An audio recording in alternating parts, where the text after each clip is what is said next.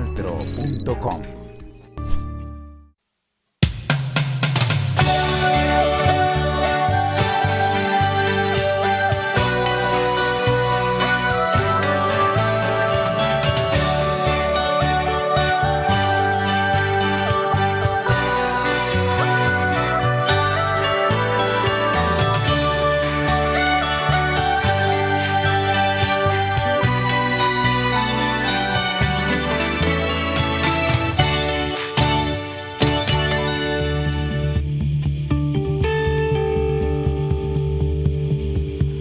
Hola televidentes del canal TRO, sean ustedes bienvenidos a ¿Qué puedo hacer por la paz? Siempre hablando sobre este proceso que hacia adelante en nuestro país, pero en un camino a la reconciliación, como siempre lo estamos buscando a través de las cámaras y por supuesto de nuestro programa acá en el canal TRO. A ustedes bienvenidos y vamos a dar inicio con nuestros invitados a quienes desde ya le damos las gracias por estar con nosotros. Mónica Beatriz Pacheco Ochoa del Seminario de Investigación de la Universidad Francisco de Paula Santander, gracias por venir.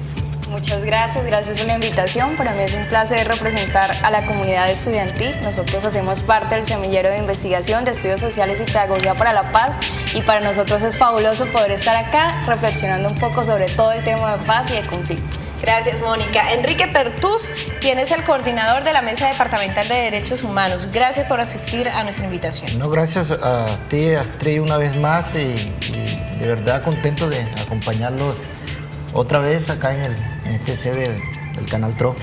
Construyendo la paz propia para una vida digna, ese va a ser el tema que vamos a tratar en nuestro programa hoy. ¿Por qué construyendo la paz para una vida digna? Porque esa frase podría representar de pronto la bandera para muchos en nuestro país, Enrique.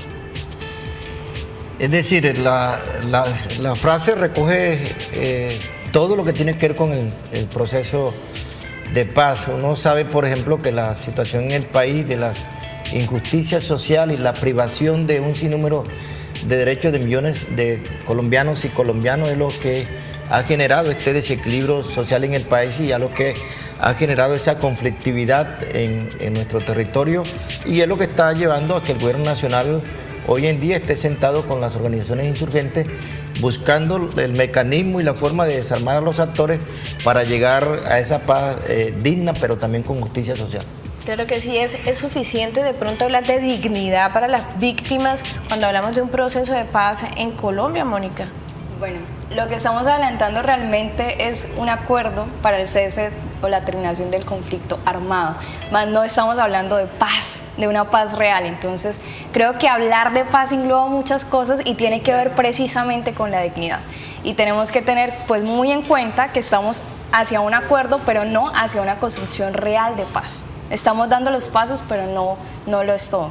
¿Desde el semillero eso se analiza también? Sí, eso estamos analizando desde diferentes miradas, analizamos el conflicto desde las dimensiones que lo evocan, pero también la construcción de paz. La paz no solo es una construcción negativa, sino también es positiva, también hace referencia a las estructuras y hacia el cambio cultural de cada uno de los ciudadanos. Pues vamos a llevar ahora a nuestros televidentes y a ustedes, mis invitados, para que conozcan la historia de María Delia Monsalve Ortiz, otra mujer también víctima de la violencia en Colombia. Víctimas es lo que tenemos, pero lo más importante es que estas víctimas no se quedan simplemente en eso, en lo que pasó. Siguen adelante con su propia vida y ayudan a los demás.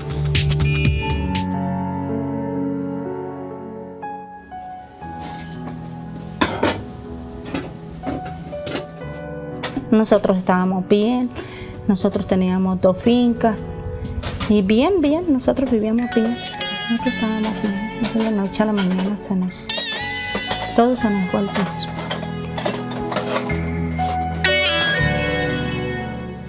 Eso recurrió eso fue en el 2003, cuando una vez, sí, sin pensar, él se fue para el pueblo a traer una remesa. Y llegó un razonero, mandaron un razonero, se han metido los paramilitares, y que el que no aceptara la reunión, pues que los salían matando, los salían corriendo o algo. Pero entonces ya el señor ya supuestamente había vendido a mi esposo con los paramilitares. Sí, porque la finca se la entregaron a él. A él le entregaron la finca con todo como estaba. Y esta es la fecha que de ellos no se sabe nada, nada, nada, nada. Yo puse el denuncio, yo me he metido en muchas partes. Yo les dije a la fiscalía que me ayudaran, la fiscalía de Bogotá vino acá, vino allá a la otra casa a hacer una entrevista y me dijeron que supuestamente ellos me iban a ayudar. Todo se quedó en funes. Estas son las horas y nadie aparece con nada. Un tiempo. Que por aquí está la... Con mis familiares, no, jamás, jamás, jamás, jamás. Yo de ellos no volví a saber nada de ellos. Mi esposo, primero se llevaron a mi hijo, después se llevaron a mi esposo. Y mi esposo se fue a buscar a mi hijo.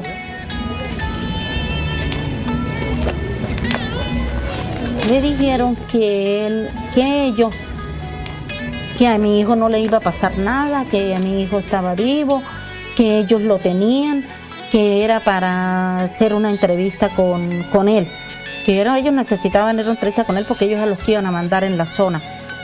Y supuestamente le dijeron venga mañana, bajó, no aparecieron con nada.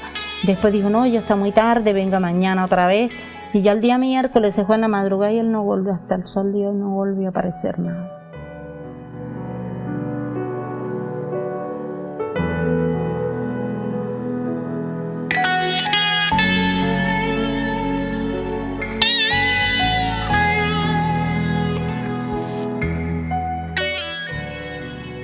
Mi hijo se desapareció de ir a una reunión de ellos en una escuela de la vereda La Aguacatera.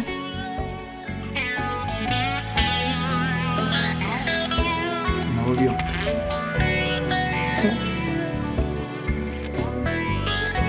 Su esposo fue a buscarlo y tampoco regresó. 3 días.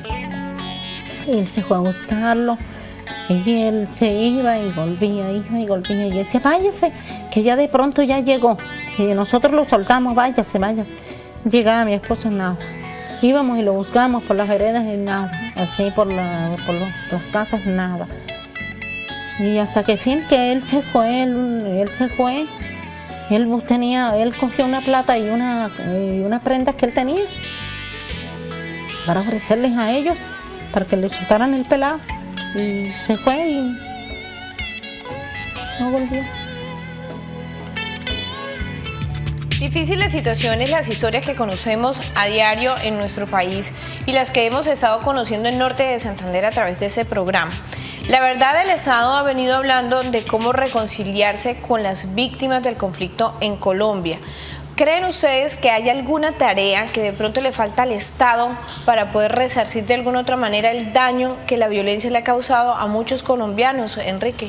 Sí, estamos hablando de casi 6 millones de colombianos víctimas del conflicto armado. No hay una cifra unificada del gobierno nacional ni las mismas organizaciones de derechos humanos. Uno sabe que es una situación difícil, pero más allá de la resarcción económica que ha venido planteando el gobierno en la ley 1448, nosotros hemos venido insistiendo que más allá de eso es la verdad, es decir, es lo que vienen pidiendo las víctimas, de qué pasó con esos seres queridos que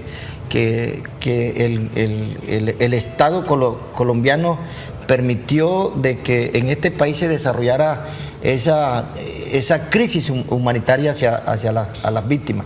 Y no solamente la verdad, sino también que tiene que ver con la justicia. En el caso del Norte de Santander, la situación tan dramática que han vivido las víctimas aquí, todavía esperando a esas alturas, por ejemplo, lo que tiene que ver con la verdad y con la justicia. En el caso del bloque Catatumbo, ni el 10% de esa situación de violencia que se generó aquí por parte de ellos no la conocen ni la opinión pública ni las víctimas. Todavía se está esperando ahí la resarcción que el gobierno está planteando económica. No va a aliviar el dolor de los millones de víctimas que hay en el país y en el caso del Norte de Santander, que estamos hablando de 257.000. Bastante complicado. Mónica, ¿ustedes dentro del semillero analizan eso? ¿Crees que de pronto al gobierno nacional le hace falta algo para terminar de cumplirle a las víctimas? Bueno, realmente sí. Yo creo que es importante empezar a tocar el tema del perdón y la reconciliación. y en esa medida que conozcamos qué significa, cuáles son las representaciones sociales del perdón para las víctimas, podemos generar procesos de atención, programas y políticas que traten de mitigarla. Claro. Nosotros hemos estado en contacto con muchas víctimas y ellos nos decían algo muy interesante, y es sobre las garantías de no repetición. Y nos decían que una de las claves es tratar de mitigar o de atacar la filosofía política de diferentes grupos armados. Y para hacerlo, el Estado debe generar programas para cambiar, transformar las estructuras sociales desiguales, injustas e inequitativas. Y esa es la clave, y digo que es el mayor desafío que tiene el gobierno colombiano. No solo es hablar de paz, sino también es generar procesos integrales que apunten hacia la transformación de un país. Además que estamos hablando de cientos y cientos de víctimas en nuestro país. Nos vamos a nuestra primera pausa, pero ya regresamos con más de qué puedo hacer por la paz. No se muevan.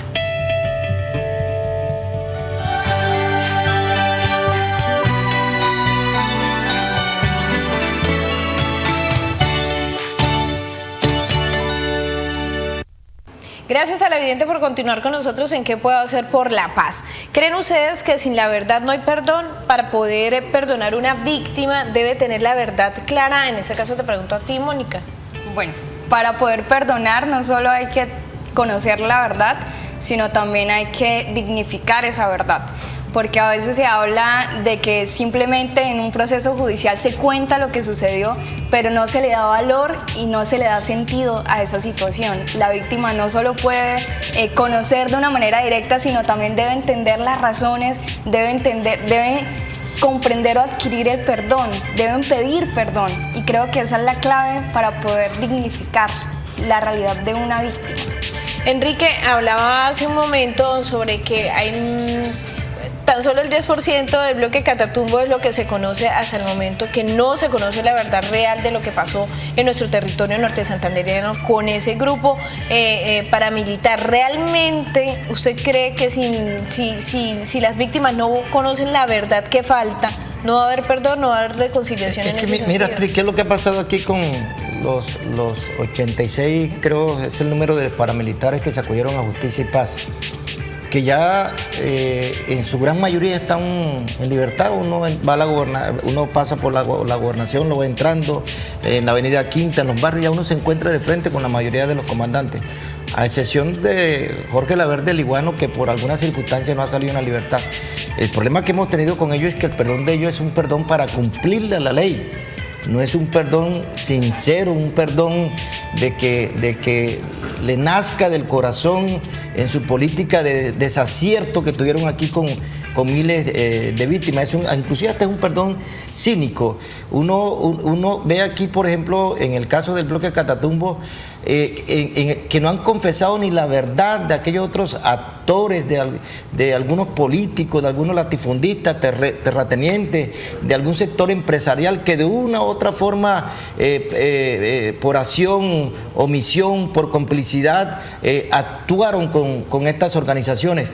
Y uno no ve, por ejemplo, en el caso de los paramilitares que se acogieron a Justicia y Paz, hasta ahora, a excepción de 2 o 3 casos, no han confesado, por ejemplo, qué sectores de esa clase política, de esos dirigentes industriales, latifundistas, terratenientes, lo acompañaron a ellos en esa maquinaria de guerra y de terror que impusieron aquí en el departamento norte de Santander. Es un perdón que más que todo se da para cumplir a la ley, para salir del paso y para tratar de justificar su tipo de acciones, pero no es un perdón sincero, e inclusive es un perdón que no va mucho más allá del compromiso de la no repetición.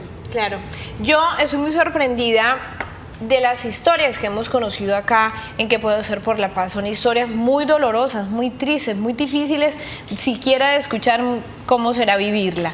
Pero lo que más me sorprende es esa capacidad de resiliencia de las personas que por cosas de la vida son víctimas de la violencia. Esa capacidad de salir adelante es lo que más me sorprende. Sigamos escuchando la historia de María Delia Monsalve Ortiz.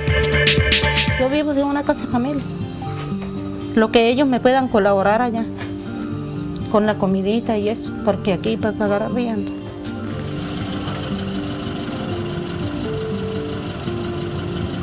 Sí, yo, mis hijos, la niña me quedó de 11 años y él me quedó de 6 añitos. Y ahí yo los he sacado a ellos ahí bregando y parece que el pelado no quiso estudiar. Pues yo, salir adelante uno es porque no hay día y más que prenderse uno una ayuda del gobierno que le dé a uno, una ayuda, sí. Porque para qué, gracias a Dios que con las ayuditas del gobierno es mucho lo que le parece que le llegara a uno, pues que fuera así, pero ese es por allá cada año. Yo, porque la gente me ayudan, ellos todos que me toma esta olla, que toma esto, que toma cuando tengas la casita, que esto, cuando tú te busques un arriendo, porque yo estaba en casa de familia arrimada, todo un tiempo, arrimada en todo un tiempo. Y un señor me orientó y me dijo, no, consíguese una pieza, una casa y se ponía mejor a trabajar y verás que eso estar uno arrimado, eso es muy feo. Nosotros estamos, la esperanza es del gobierno, que él nos ayude, que uno pueda recuperar al menos lo que se perdió, entonces lo material, sí, poderlo recuperar para uno poderse sostener, porque usted sabe lo triste que es de la vida estar uno humillado a otro. Usted sabe que el trabajo en casa de familia es duro, lo más ofensivo de la vida para uno es el trabajo en casa de familia. Se lo digo yo a usted, porque si yo supiera una mujer de que yo supiera salir a trabajar de otra manera, poner un negocio, poner algo, pues dice uno, pues sí, a mí me dieron una ayuda, no lo voy a negar, me dieron una ayuda, del gobierno me dio una ayuda que para trabajar y eso, y yo cuando me dieron la ayuda yo hice todas las vueltas, y metí la plata en la casa y me la robaron, se metieron y la robaron, pues no se hizo nada tampoco.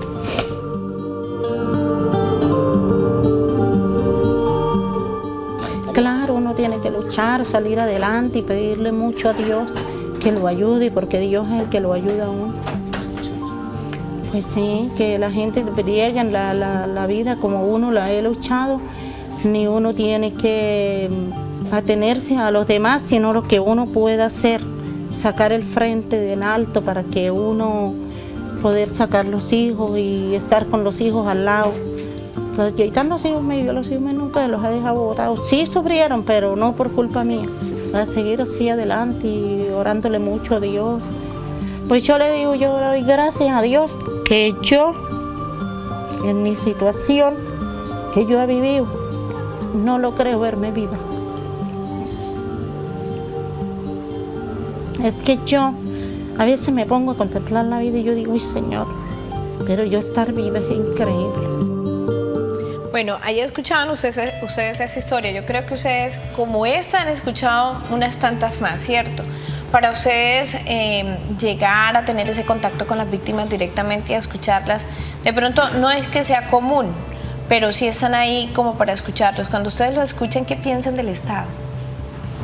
Bueno, yo creo que nosotros pensamos, pues hablo por parte del semillero, que el Estado no ha realizado las medidas suficientes para garantizar la libertad de cada una de las personas. Y la libertad, hablo de la libertad desde diferentes focos de análisis, hablo de la libertad desde la posibilidad de trascender, de conquistar sueños, de tener oportunidades reales e iguales, que no solo se focalicen en los centros urbanos, sino también en los rurales. Si miramos, gran parte de las víctimas han estado en el sector rural, y nosotros venimos trabajando e impulsando proyectos desde el urbano. Entonces siento que el Estado ha fallado, nos ha fallado y nos viene fallando no solo a las víctimas, sino a todo el país, que nos ha silenciado, que nos ha quitado la oportunidad de vivir de una manera diferente, de vivir de una manera justa. Y ya es hora, Mónica y Enrique televidentes, ya es hora de vivir de una manera justa y real. Nosotros nos vamos a una pausa comercial, pero ya regresamos con más de qué puedo hacer por la paz realmente, y hacerlo desde ese momento, desde casa, y por supuesto también hacerlo desde nuestro programa. Ya regresamos.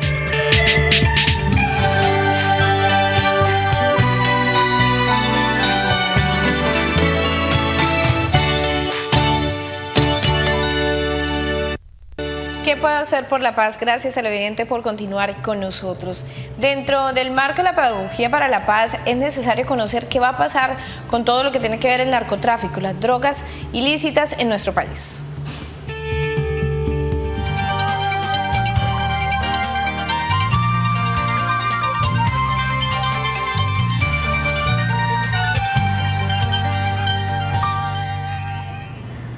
si hay un tema que ha puesto obstáculo a un avance en el proceso con las FARC es las drogas o los cultivos ilícitos, en este caso la coca.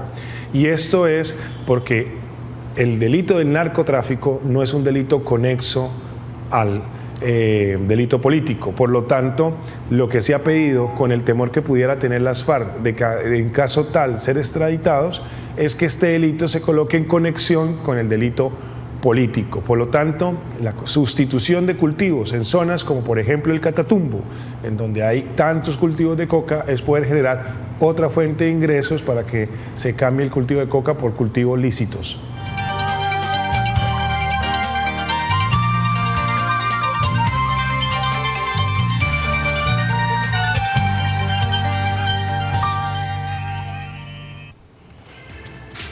Enrique, ¿cómo dignificar a las víctimas?